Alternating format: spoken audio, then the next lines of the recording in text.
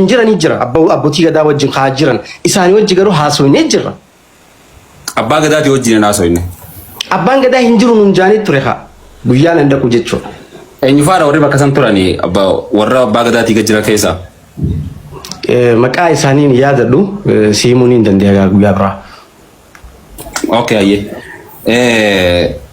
Tabiraa viidiyoo sana irratti wanti jette takka sabaa sablammii walitti hin buusinaadha jettee sabaa sablammii walitti hin buusinaa warri jetteeni namoota gartee waa'ee nasiyaa gaafatu warra achi sibira jiru irraa kaasee hanga gubbaatti warra jiru jechuudha warra biyya keessaas biyya biraatis warra jiru guutuudha sabaa sablammii kan walitti buutu erga namni ajjeefame booda haqa isii gaafachuudha moo okay diinaawul laalasirratti sammuu tasgabboyteen qalbii tasgabboyteen yoo kadhaggeeffannu taate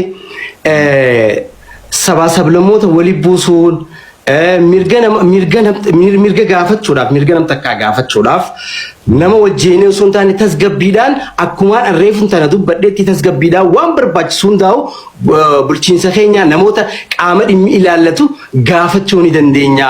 Sabaa sablammoota wali buusuu garuutu akkanatti gaarii miti jechuma an biyyi teenya Dirreedawaan biyya jeequmsaa akka hin taane nagayaan akka wanni nuti nama bobbohee galu lubbuun nam takkaa akka waa takka hin taane nama jaalatu keessaa tokko waan hin ta'eef kanuma kan hin jedhu barbaade. Egaa fi kiyyallee ni faa shaarroo kiyyaa erga namni ajjeefame booda haqa namaa gaafachuutu sabaa walitti buusuudha moo nama magaalaa san keessa namaa ajjeesu? Namnummaa lubbuun namaatu takka bahuu hin qabdu namni amma gaafsan rakkina kana uume qaama mootummaati. Hanga dandeenyutti qaamni mootummaa keessa namoonni jiranis akka sabaa fi sablammoonni walitti hin buuneef isaanis gumaacha gama isaanii godhuu qaban hawaasni keenyaas akkasuma gumaacha godhuu qaban yaada jedhu yaadni kiyya gabaabdumatti san. Ayyee taate sabaa sablammoonni ammaan tana gaa haala amma jiru kanatti walitti ni bu'amoo walitti hin bu'ettee yaaddo wantiin kana si gaafadhee fi micoo san qaama biraatu ajjeese jettee qaamni ajjeesan hanqa ammaatti qoratamee ifan baanee baatii sadii keessa jirra haala amma jiru kana harree sabaa sablammoonni walitti hin bu'u yaaddoon takkaa sodaan ati gama kanaan qabdoo maali? Obboleessa kiyya diinaa ol.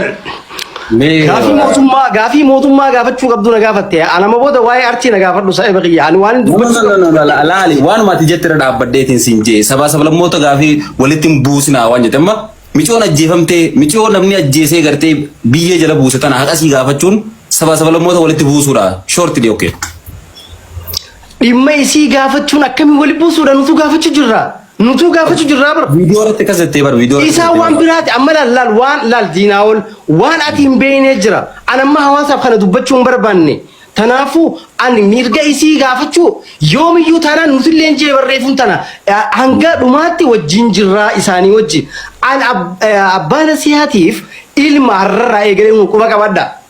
Ilma waan barbaachisu hunda cinaa dhaabbadhee antaraan duraas obboleettii isiidhaa rahmaa bilbila kannee fi bakka barbaachisu si wajjin hin deema hanga xumuraatti isin wajjin tura hanga wanni dhimmi isii kun goola bonutti isin wajjin hin jira jechuu kiyya isiirraa mirkaneeffachuu ni dandeessaa jechuudha. Kanaafuu obboleessa kiyya akkasin naa hubadhu. Ayyee shaarroo kiyyaanii gaaffiin asi gaafachaa jiru ammallee irra deebiitiin si ibsa. Waan ati viidiyoo irratti dubbattee fi yaada hawaasni kaasu qofaan si gaafachaa jiran gaafii dhuunfaa kiyyaa waan na fakkaate takka keessan gooneen qaammaatti. Hanga xumuraatti keessaan godhe yeroo gabaabaa booda oduu gammachiisaadhaan gabbahuu deemnaa dhimma nasiyaa irratti. Miyootu taatee jirta. Irra bilbila miyoo sorry. Irratti hin bilbilinaa jira keenya. Bilbilamaa jira ayyee shaarroo deebitee. Tole diinaawol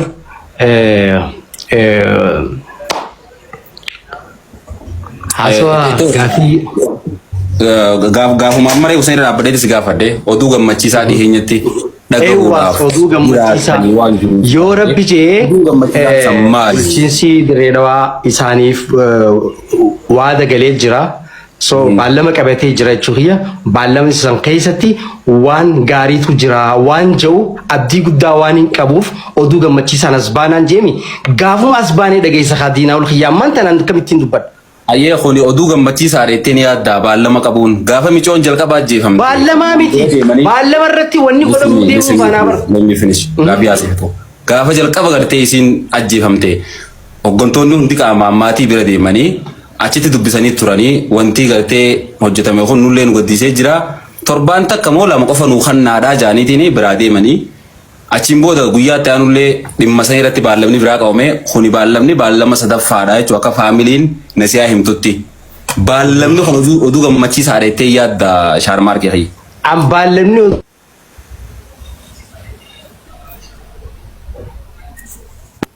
sila bilbilamee jira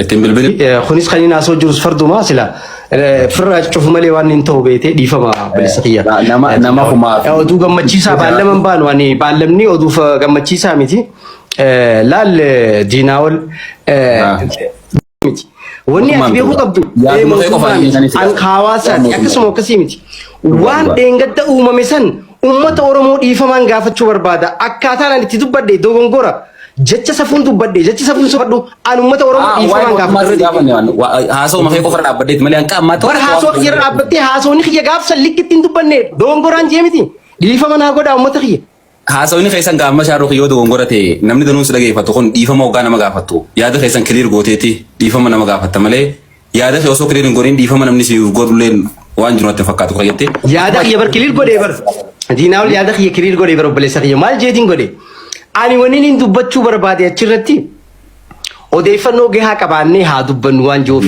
anuti odeeffannoo qabnaa sanumaan jechuu barbaade akkaataan itti ibsemmoo dogongora ture tanaafu ummanni oromootis faamiliin nasiyaatis hundi isaanii rabbiif jecha dhiifama naaf haa godhan an ilma isaaniiti tanaafu balleesseetiin jira rabbiif jecha ammas irra deebi'ee dhiifama ani isaaniin jaa atillee obboleessa kiyya kanarra xiqqaa dhiifama ani tagama kiyyaa gartee waan hawaasni qabuun qaba yoo hawaasni keenya dhiifama sii godhe anillee dhiifama sumaafiin godha wanti addaa hamtuun anaasiidu jirtu waanuma hawaasni dhagee ammallee waanuma guyyisan teerraayin si gaafachaa jira malee waan san duuba jiru takkallee si gaafachaa hin jiru shaarroo kiyyaa ammoo hawaasa keenya nama kumaa fi 700 kazzala taa'ee si dhageeffatu kana gartee suuta tasgabbiidhaan waan namni alaa bilbilaan si bilbilee siin joofe kana dhiistee gama siyaasaa keessallee seenuu baattee anillee gaafii siyaasaa sin gaafadhu otillee gaafii siyaasaa keessan seenin waan ammoo hawaasni kun sirraa fadhu waan nan si gaafadhu akkilee takka ifa godhaaf yoo deemte namni kun si hubata nama kumaa fi 700 si ilaalaa jira waan taateef akkasitti waan hubatte bareedaadha ayyee tawaa'ee oduu gammachiisaadha wanti ati addatti beektu hin jiru garuu akka irratti hojjetamaa jiru akka beellamni jiru quba qabda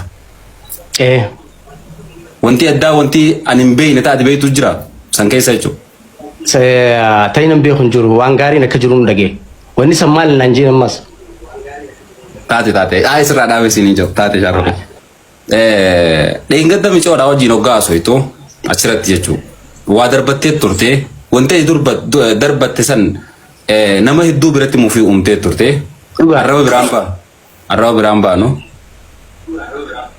nan lakkaa hojii raasoo wanti maaliif gaddeebamanni afi aanis irra isaa maachiin godhaaf walakkaloo maachiin titti kottu deebiboo ayyee dantee jira nara lakkaa dhiifama miciyoo achirratti hoggaa waa lafaan daddeeffattan gabaree badawe jecha bareedaa miti jecha gaarii miti kan inni jechi sanis safuudha balleessi sanis obboleessa kiyya dhiifama gabaree badawe hoggaa jettuun achirratti hawaasni keenya nuti hundi gabareedha hawaasa bal'aa haadha abbaa keenya shaarmaarkeen akkamitti itti qoosa akkamitti hojii isaanii jireenya isaanii arraba godhee akkamitti arrabsachaa turanii gabareen arraba shaarmaarkee wallaahi arraba miti balleesseetiin jira obboleessa kiyya diinaawol ummanni yeroo kanarratti dhiifama akkanaa godhu moo silaa'u garaan ittiin jabaatanii dhiifamaan jaan ayyee taate ayyeta biraati tanuma tanaa wajjin wal fakkaattu waan lamaatu jira gartee waliin jireenya hawaasa keenya magaalaa Dirreedhaa keessattuu shabaabbota dargaggoota jidduu jechoota lamaa jira jecha san atillee gartee akka dargaggeessa magaalaa sanii kadhalataa tokkotti walumaa keessa jirtanii jecha waxanii fi maxxee jeetu jira jechi sanii waxanii kajuu kun maalirraa ka'ee maxxee kajuu kun maalirraa ka'ee shaarroo kiyyaati gaa sirri keessa beeyta ifiifillee kuni maal seete kunilleen wanni akkanaa kun yoo rabbi jee nisirraa wajeeti yaada waxanii gizee jaan ijoollee achi keessa dhalatte jechuudha maxxee jechuun dhufee jaama akkas jaaniiti kana haasawan beeyte kanaafuu nuti gaa warri Dirree Dhawaadhaa Dirreedawaa keessa dhalate. Ammaatis ijoolluma dirreedawaati miti. Dirreedawaa keessa dhalate. Tanaafuu ati amma waxanii siin jaal. Kaachirraa dhufe immoo maxxee jaanii. Tanaafuu wanni kun yoo rabbi jeenis irraa kunis gaa kun ammas yaada namni tokko waan kana seriously gartee hoggaan kaasu waan hin kaaseef hin qaba. Maqaa maxxeetii fi maqaa waxanii kanaan ijoollonni keenya magaalaa san keessaa hoggaa puush ta'an hoggaa dhiibamaniitu mul'ata. Keessattuu rogaa aartii fi jireenyaati waan akka wajjin wal qabate. Waxanii namni ja'amuu fedhu dabuu birraa haa dhufu ijoollee Haayila Maariyaam Looyizii harka guuree magaalaan naqesan illee haa taatu sawwaxanii jaamtii ijoolleen Haramaatii fi Qarsaa achuma Kombolchiraa dhufte maxxee taateeti mul'atti ilaalchisan sirriidha. Sirrii miti lakkii. Ayyee namoota biraatiif illee qaba keenya ta'u aya kun kana asmaan bira dabra. Kata kawan takka jira video takkan dhageeffadhe Shaarmaarkee